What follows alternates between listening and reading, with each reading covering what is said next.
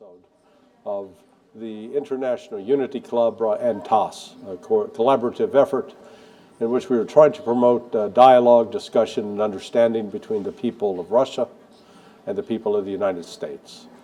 And I'm fortunate today to have with me Ekaterina Stenyakina. Is that the correct pronunciation?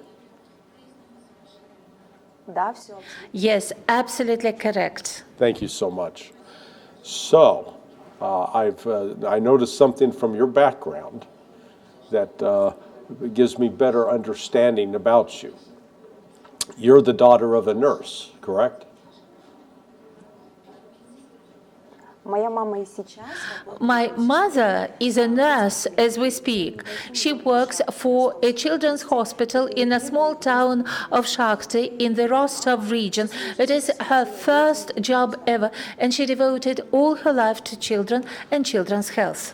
Well, I learned, good Lord, 49 years ago that the best woman to marry is a nurse. So my wife spent a career as a nurse. She was a nurse manager. She ran the critical care unit at the National Institutes of Health. She even set up when they had Ebola, she set up the Ebola unit and ran that. So I know that anybody who's raised by a nurse, it comes out of a good upbringing.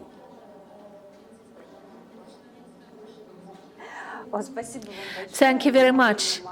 I'm sure my mother is watching our discussion now, and it would be a pleasure for her to hear these words. But the nursing story in our family began much earlier. My grandmother, my mother's mother, was only 16 when the Great Patriotic War began in 1941, when Germany attacked the Soviet Union. My grandmother burned her birth certificate. She added 2 years to her age to join the fighting, and she became a nurse at a military hospital, a field hospital. She met my grandfather who was wounded, and she cared for him. And after the war, my grandfather found my grandmother and took her to the region of Rostov where Cossacks live. And this is how our family was founded. And when the special military operation was started, and when the partial mobilization was announced, I lived on the borderline, and I didn't know what would happen, whether I, as a Duma deputy, could talk to my electorate, and I studied at a nursing course. I completed a nursing course, and I worked as a nurse at the hospital, at the Burdenka hospital, and it was very important. It was a volunteer effort for me, but it proved to be very important. Well, it shows, both reflects well on your family and the family's legacy. How did you get started in politics, in Russian politics? Because it seems that it's normally not the place that women are either welcomed or appreciated. Well, I'll have to start from day one and tell you where I lived, where I was raised. I was a schoolgirl during 1990s. It was a challenging time. Yeah. The plant where my father worked was closed down. My mother did not get her salary for months and months. I walked to my school, and my parents did everything for the family, for me and my younger sister. And I overheard an important conversation. My parents were discussing how to spend money, to buy a detergent or to buy some foodstuffs for us to take sandwiches to school. Actually, mother had to walk 5 kilometers to her hospital to save money. At that time, I decided to become a prosecutor, to punish people people who did not pay salary to my parents. I finished school and I received a gold medal for academic excellence. And actually, thanks to the gold medal and thanks to the high score I had at school, I could enter any university in our country. My parents were penniless and they said, no, you will stay in the town of Shakhta, a small town, rather than go to a big city. And many of my friends thought that I would not be properly educated and end up as a salesperson at a small shop. But it happened otherwise. I received a big scholarship as an excellent student. I was very categorical. I was criticizing everything that happened around me. I could not be educated as a prosecutor. There was no such discipline. I was trained as an IT engineer. I used to have a high school in maths, and I thought that I would be an IT programmer. And there was no youth policy whatever in the Soviet Union. In the Soviet Union, there was the Komsomol organization, the Pioneer organization, but everything was destroyed. And my first employer, the CEO of the company, told me, Catherine, something is being created here for active youth. And I joined the Young Guard of United Russia. It was the first youth organization that was under the aegis of the party in power. And it was the first place where I was told, we need you, come over here, go ahead and do some work. When you are someone who is a novice and you are given opportunities to serve your country, your government, and then something might happen to you, or at least your country would become better. I was very enthusiastic. We were holding meetings and rallies, and there were volunteer campaigns. And after a few years, I was told that it would be a good opportunity for me to nominate myself as a candidate, a local candidate. By that time, I had already met the president of Russia. It was the first time in Moscow I was in raptures. And I said, okay, elections sound fine. I was a programmer. Was that Putin or Medvedev? Vladimir Putin. Okay. But then I had a chance to talk to Dmitry Medvedev as well, to meet him and talk to him. And my colleagues at the Youth Guard said, do not worry, we'll give you a hand in the election campaign. And our precinct was pretty high. I was 24 years old. I knocked on every door and said, hello, my name is Catherine. I am a candidate to the Municipal Duma. You can choose for whom to vote, but I kindly ask you to take part in the election because everything will depend on you. My rivals used to be men only, and I was lucky that time. People took part in the vote, and they said, we'll vote for this girl because she was the only one whom we met face to face. And I started working in my native town, and then I was nominated to the Rostov Legislative Assembly, and then later on I was elected to the State Duma. I wanted to become a prosecutor, as I told you, to make life better and to punish those who violate laws and who humiliate those who are weaker. And now I am amending laws to make life in this country just and to give help and assistance to those who need it, to the vulnerable. Yeah, one theme I keep emphasizing, and I don't think necessarily the Russian people appreciate it as much, but you really have a message to share with the world because of what Russia experienced with the collapse of the Soviet Union, and I'll call it the horror of the 1990s, in which a collapse of the economy, almost a collapse of the social structure, widespread alcoholism, drug use, people losing their jobs, losing their purpose in life, suicides.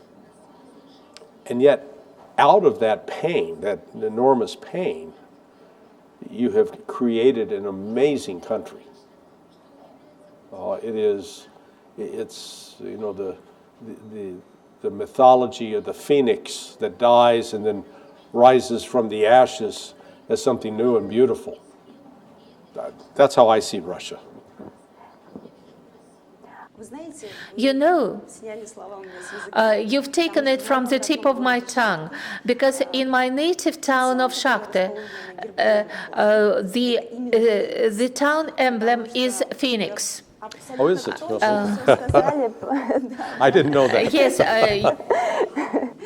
you put it very well, and you were very accurate when you were describing the 1990s. It was a very challenging time. I lived and still live in a miners town where people worked underground. They were producing black coal. 80% of men worked underground and were working for companies that provided services to mines.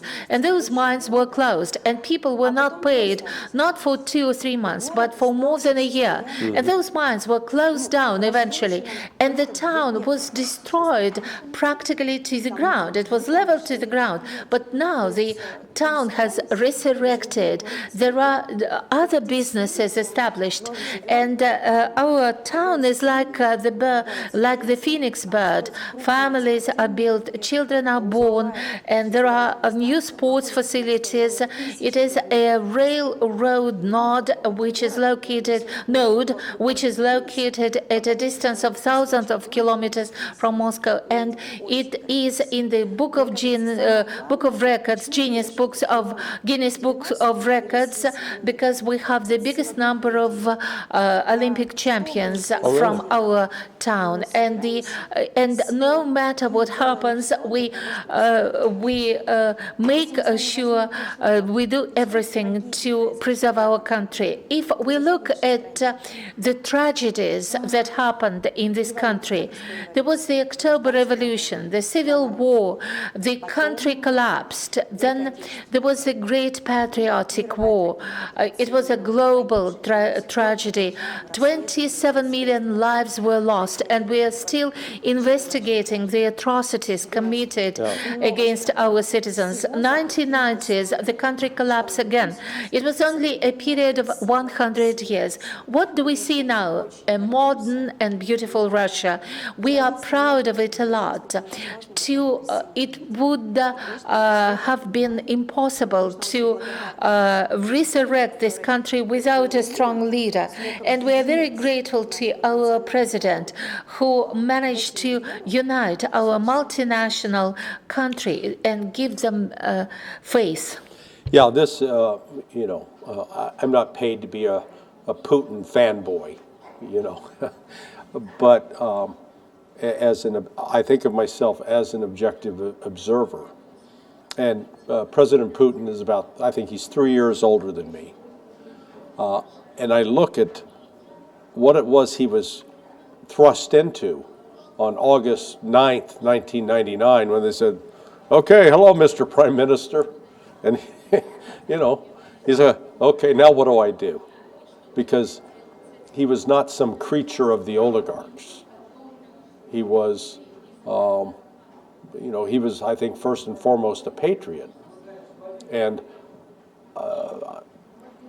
as I said, I had a conversation the other day with Mr. Karaganov, and I said, I don't want this to be taken wrong, but, if you didn't believe in God, but if you've watched what Vladimir Putin has done over the last 26 years, it would make you think perhaps God had a hand in it.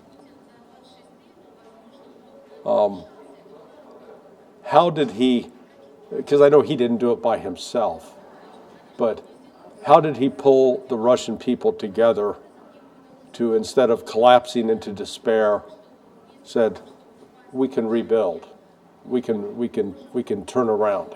How did that happen?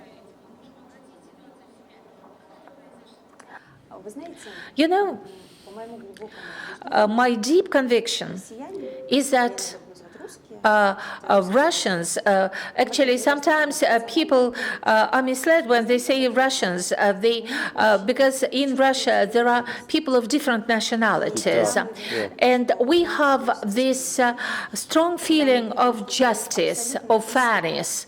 When we believe that someone is fair and square, someone wants to protect us, wants to protect our great country, we are happy to unite around such a person. Vladimir Putin, starting on day one as prime minister, did his best to actually promote this principle of being fair and just. He always led by example. And if you think about Putin, he never hid from people. When there was a tragedy with the Kursk submarine, he came to the mothers and wives of those sailors. He never tried to hide behind a war. He went to the front during the Chechen campaign. He was there where people waited for him and waited for his help. He visited terrorist sites and other places. This openness, this fairness, and his desire to help, this is what united people, because they wanted the same. Well, and the other thing I find, again, remarkable about Russia is with, 140 different ethnic groups spread across this vast territory. And yet, despite all of these ethnic differences, they're all saying, I'm Russian, Ya Rossiya. And particularly with the Muslim, I've been fortunate to have had conversations with General Abdi Aludinov. And, when you look back on the recent history, the 10-year Chechen civil war, and there was, horrific violence. And yet out of that, instead of animosity and anger between Muslim and Christian, there's been a healing and a coming together of a respect, a mutual respect, as well as the recognition of the common bond that we are Russian. First and foremost, we are Russian. And then we express our nationalism also through our religion. How Russia needs to teach the world how to do that. How do you teach that? There is no need to teach. You have to feel. The standoff between Orthodox Christians and Muslims was handmade, absolutely handmade. But if we read holy books, the Bible, we will see that Christians and Muslims are much closer than Orthodox Christians and Catholics. Even the president said that we have one God and his prophets are the same. At one point in time, all of us returned to ground zero. We went back to God and we realized that there was nothing to divide us. We were similar. The differences are minor, but the essence is the same. And as an example, we have a project known as Life After Victory for wives and participants of the special military operation who are fighting on the battlefield battlefields now. And we know that it is very difficult for mothers and wives, but it has always been in this country that women are always the pillars of the society, who always give strength, breathing strength, and strength to their husbands and sons. And we understood that we had to train women how to provide psychological support, how to support our soldiers on the battlefields so that they feel that everything is okay at home and their women support them. And this, we had the first module. We had about 100 women who were enrolled and who completed our first module.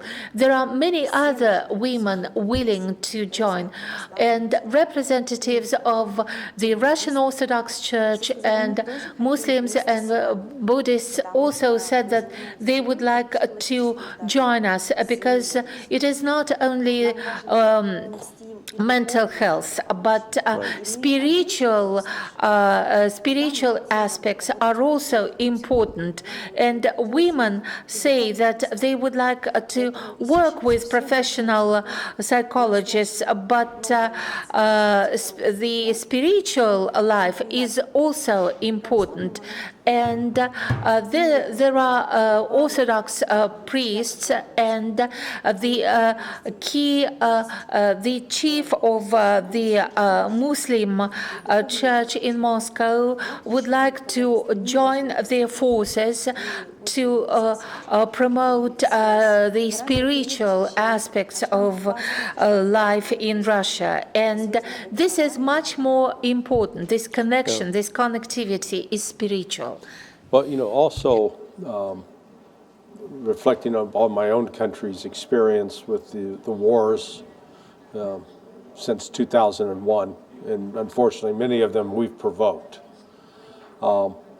Nonetheless, the government was not proactive in being ready to address the needs of combat veterans and their families. So I note, for example, I've worked within the world of U.S. military special operations forces, and the number of divorces in those families is just, it's off the charts. And the mental health crises that those soldiers have suffered. There's been a very, very high rate of suicide. But I see within Russia, they didn't wait until there was a crisis. It was like it was anticipated. We need to be prepared to deal with this, and that people like Alexander Kazakov he's become a new dear friend of mine, but has played a leading role in being proactive. But I've got to think, there had to be some women behind that too.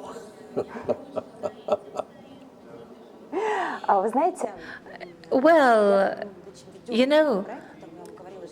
I've mentioned this Life After Victory project. We are teaching wives and mothers how to welcome their heroes back home. If someone has some disabilities, for example, why did I begin taking part in this project? We do not have war veterans in the family, but my father, I'm talking about the special military operation. But my father fought in Afghanistan. He was a conscript, and after a few months, he was sent to Afghanistan to fight. And no one supported him, even health-wise, to say nothing about his mental health. And after that, I was born, and my younger sister was born. And I remember that when I was a child, my father used to have nightmares. He cried in his sleep. He never shared with us what he had seen in Afghanistan. I know that he was wounded because he had a scar on his back. He had problems with alcohol, but my mother's behavior was so wise, and she had a strong desire to preserve the family, to keep her family, and this was very beneficial. And my father managed to successfully combat his addiction, and we had a great family. But not, actually, the ending was not that 100% great. My father shared with us that he began attending too many funerals. Many of his comrades in arms began to die, and he thought that he would be the next one. After a short period of time, my father was diagnosed with a severe disease. He was infected at a hospital when he was in Afghanistan. And if we treated his disease earlier, he would have survived. He died young. He was only 47 years old. And it is my personal tragedy. And I do not want other families to suffer from similar tragedies. I'm talking about the families of our defenders, our heroes. And they deserve the best health care, the best mental health care, and their wives and their mothers need to be ready, because I've seen that in my family, because the main foundation of returning men to peaceful life lies in the family. Mothers, wives, and children play a crucial role. It is important that there are no divorces. Wives need to understand that a changed person will come back home. Some of them think, oh, I said goodbye to him and he will be back and everything will be the same. No, these will be different men with different values. It does not mean that they're bad, but they're different. And, they had to kill during the war, despite the strictures that dictate that you should not kill. But they killed for the sake of saving millions of people. So, and when he has this contradiction in his mind, and when he fails to understand what to do in his peaceful life, the woman who is with him needs to inspire him.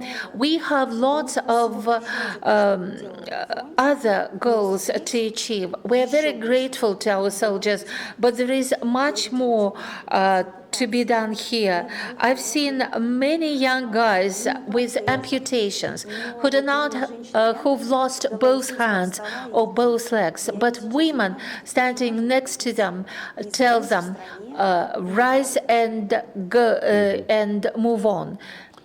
Well, one thing I know I can tell you for certain, that your father was a great, good man. And the reason I can say that, having met you, there's no way you would be the kind of person you are if your father had been a bad man. Because I've seen enough women who have, they have trouble in life because their fathers were weak men or were not good men. So you're a living testimony to your father, and I commend you for that. You know, you couldn't have been what you are without him. And so he lives on through you. So you are, you're a shining testimony to him.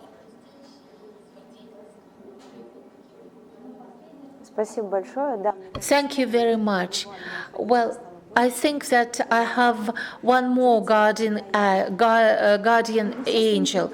It is my father. We're all facing a choice, and when we have to make a decision, I always think, what if I make this decision? What would my father say to me? What would my mother say? And if I think that I would not be ashamed if they supported me, then the choice is right. Right. Now you've made education in Russia a priority, both as a, I guess, as a legislative priority, a policy priority.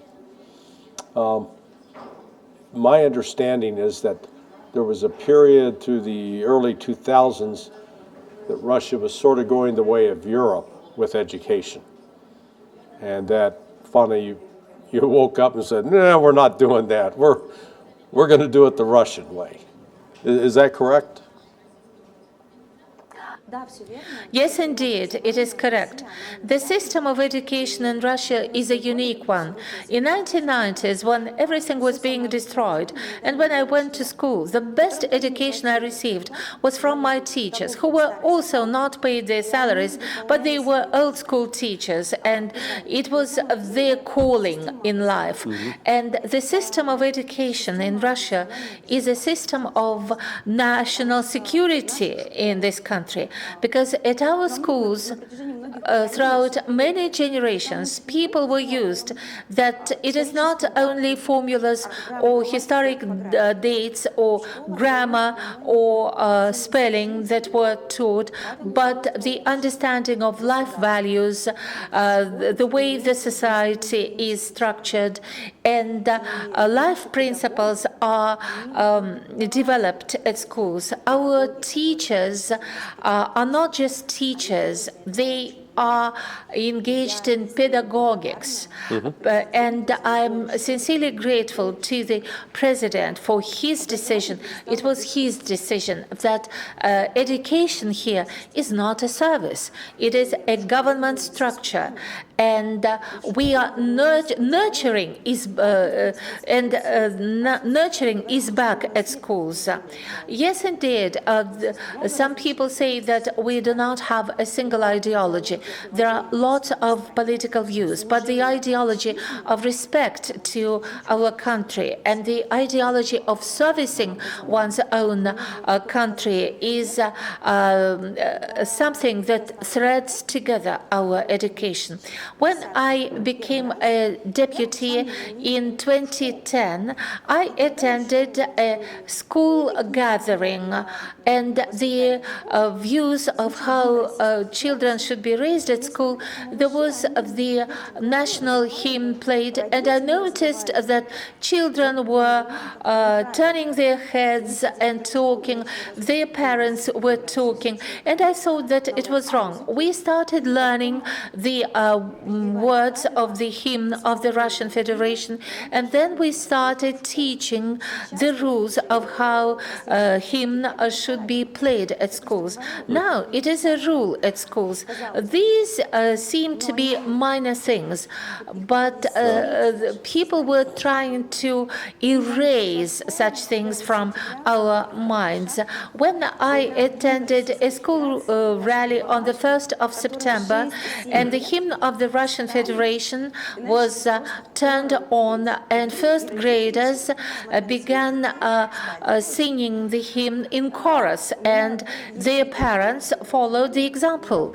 And it is in my Telegram channel. It was something that was a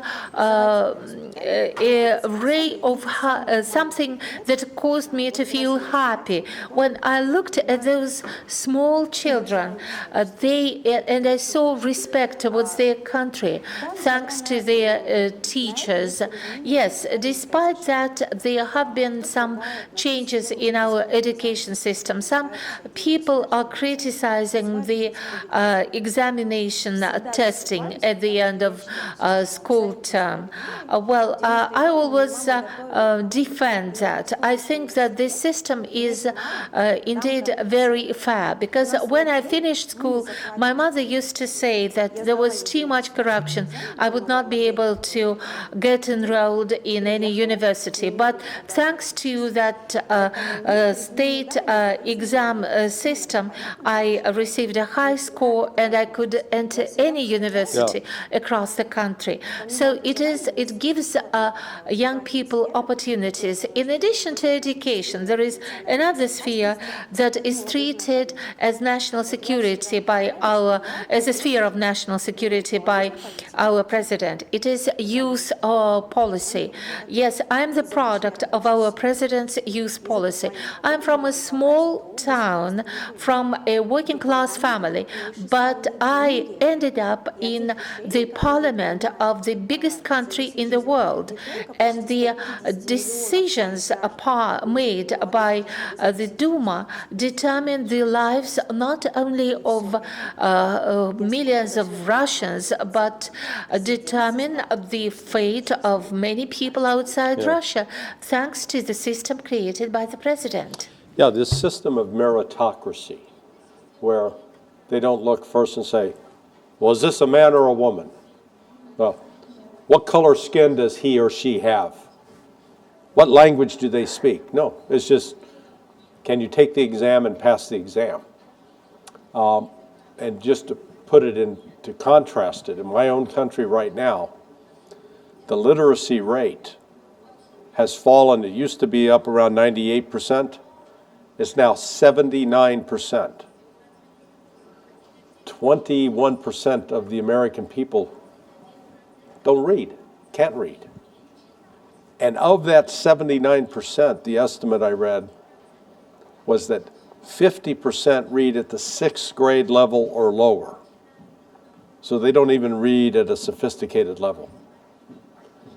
So Russia right now, by virtue of, we've seen it in Russia, we've seen it in China, that, when I grew up during the Cold War, we always said, oh, those Russians are being indoctrinated.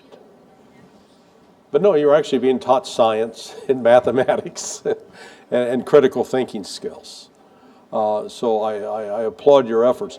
What do you think still needs to be done in the realm of education to keep Russia in the top as a leader in the world in this regard?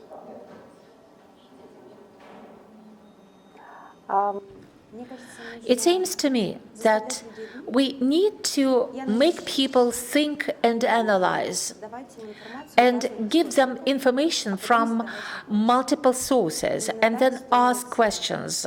This is how a lesson is conducted at an ordinary school, and this is how students are taught at universities.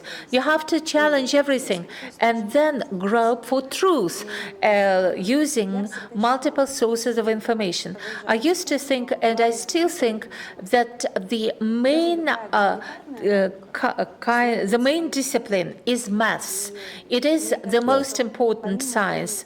And in addition to the respect to our native language, and we are obliged, we must write correctly in our native language. In addition to that, you need to know the history of challenges your countries used to face and how the country coped with those challenges. In addition to all that, maths is crucial. It develops analytical skills, calculation skills, forecasting skills, or prognosis.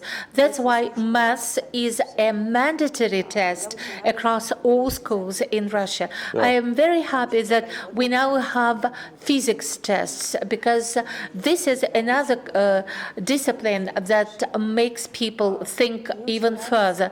I respect our president for this decision. I like this society, which is known as Knowledge. It is a huge organization that is engaged in education, in spreading information. And there are lecturers, government officials, researchers, and academics who share various in-depth knowledge and events with their audiences, whether it is artificial intelligence or forex, the forex market, or other historic events. They spread and share knowledge. This system of handing down knowledge needs improvement, but it is already efficient as it is now. What else is very important? We all have internet access. When I was a schoolgirl, the only point of access was a library, our school library, and the library next door to my home. This is how I conducted my research and prepared reports. When we obtained internet access, we had this misconception that everything was truthful online. But there is so much fake information. Yeah. There are so many misinterpreted and adulterated facts, and it relates not.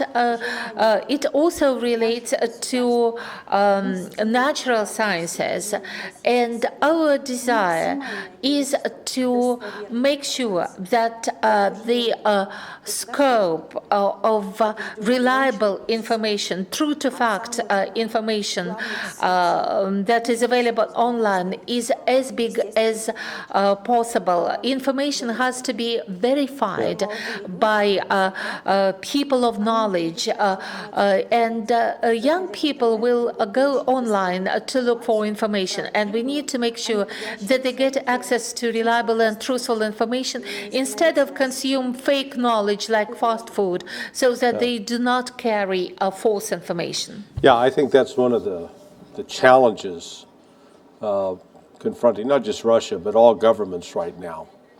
I mean, I find a little frustration when I come to Russia and I try to access certain channels, like there's one called BitChute.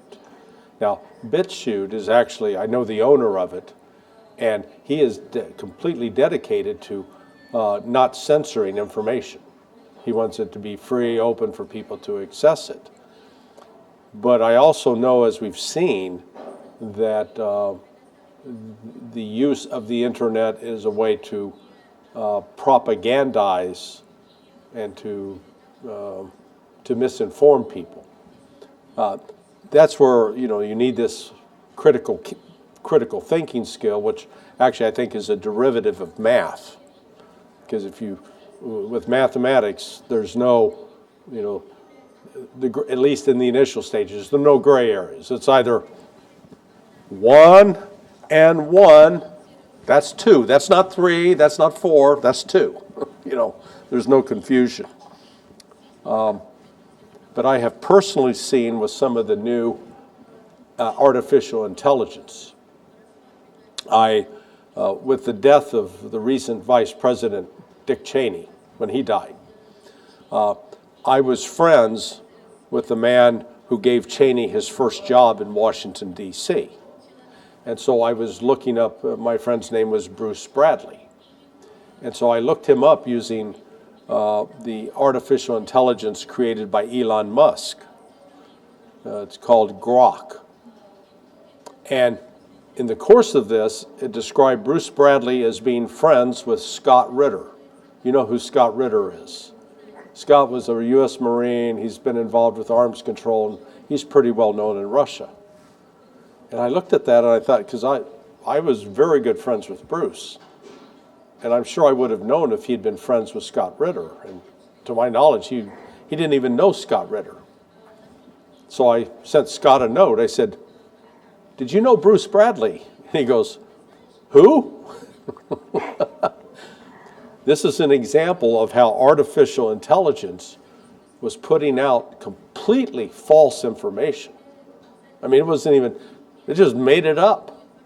So, I'm not sure how we navigate that. Do you have any thought, if President Putin called you up and said, Ekaterina, how do we handle this with access to social media, but try to filter out all of the misinformation? Do you have any suggestions for the president? In order to understand how to tackle it, we need to understand how it was built. We need to understand the structure. I can give you multiple examples of a similar kind. When a well-known American artificial intelligence is asked how many apostles were there in the Christian faith, the answer is 6. Six? Who are the apostles? Some of them are listed, but you say you've forgotten those, and the answer is yes, they were also apostles. We began with maths. How does artificial intelligence work?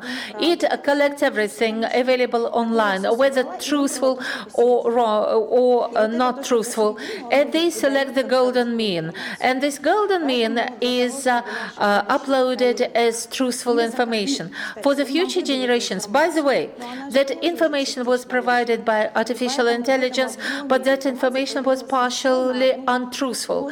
And therefore, there is one more false cell on that platform, which means that the next inquiry would receive a more, even a falser response. How can we protect the younger generation? The people of my age have a critical thinking. We used to go to libraries and collect information from books. Therefore, we can always verify information. But what can we do with teenagers, school children? They say to us, artificial intelligence learns like human beings. No, it doesn't. It keeps collecting more and more information without any line of demarcation between true and false. That's why we need to make sure that our young people, school children, are taught what artificial intelligence is about, how it works, for them to understand that this information is not truthful. You cannot trust it 100%. If you want to get truthful information, then you need artificial sources. I'm not talking about the government internet portals, but there are other sources, including research acknowledged by the international community, original books rather than reprinted or summaries of such books, because when you read a summary of a book, you sometimes miss what is not important. You sometimes miss what is important, and there is a focus on what is not important. Therefore, we need to give tools to our children to understand how the system is structured and how it works. And it is a pleasure for me to see that currently at schools, at IT lessons and the so-called lessons about the important, there are lessons on artificial intelligence, how to use artificial intelligence. And what is important, even when teachers meet with parents, they put it across to parents that there is fake information, where to find truth, what needs to be challenged or doubted. Therefore, it is a big effort that is required from the government. It is some sort of a mind hygiene, when you do not consume everything, but you have to cleanse your mind to be able to filter information. Yeah, what I'm looking for, which still doesn't exist, is that when you can type in a question, that it doesn't only search what's on social media or what's translated into English, but also can like go. Right now, to my knowledge, there's no artificial intelligence that's available, at least to us in the West, that really reads all that's in Russian, reads all the Russian books and newspapers and magazines, and then translates that and then integrates that. And the same with Chinese, and the same with Arabic. I mean, one of the hopes with artificial intelligence is that you could actually go out and gather up all this information from all the world, regardless of language, and produce it. And then all of a sudden, you might have a fuller picture of what's going on. So if you can do anything about that, you'll be my heroine.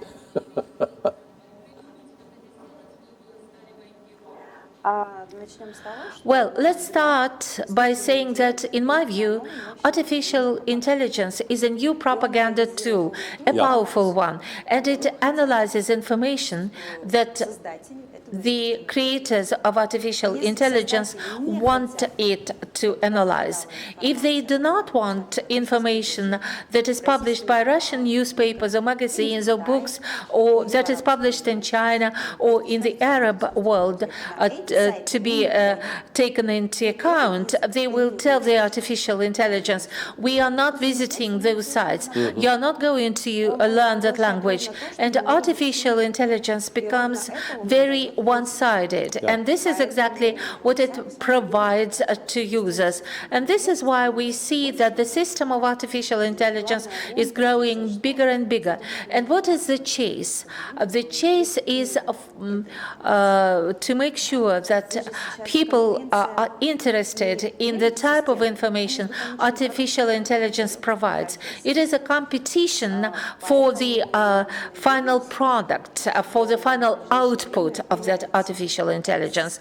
I do hope that there will be a system that will emerge shortly, a global system that would be capable to take a critical look at a particular matter, at a particular inquiry, sourcing information from different sources.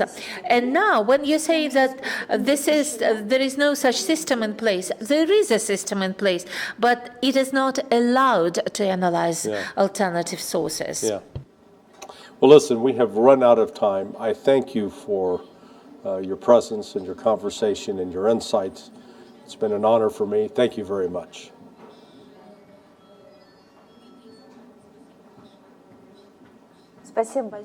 Thank you very much. I wanted to talk about Russians, but we were talking about artificial intelligence and maths. I think my teachers would be happy that maths is still very important to me. No, and this wasn't so bad. You're not as nervous now, correct? Да, все верно. All right, thank you so Yes, much. correct.